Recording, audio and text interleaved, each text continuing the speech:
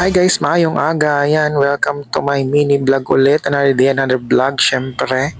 Ayan, at ang dami natin mga video dito reserve. Ayan yun, di ba? Bago nga tayo magpa-admit, tayo muna ay pupunta sa pag-ibig, syempre. Follow up natin yung MP2 natin kung okay na, approve na baga. Kaya lang yun nga ang problema dahil down ang system nila. Kaya malamang after pa ng operation ko yan mapalo up. Ayan po, no, kaya ang ginawa natin, tayo muna ay naglakad-lakad ng konti at tayo ay magdiretso muna sa munisipyo. Yan, punta tayo at baka makahingi tayo ng tulong sana. Yun pala ay mali palang ating method. Dapat pala ay nauna muna para makakuha tayo ng guarantee letter, no? Bago tayo pumunta dito at nakita nyo naman kung gaano kaganda ngayon ang munisipyo ng Calamba, di ba? Nang yan kita-kita ang Calamba stadium, di ba? Kitang-kita naman nun. At after po na umuwi na ako, syempre daan muna tayo sa church at medyo bukas pa lang, no, di ba?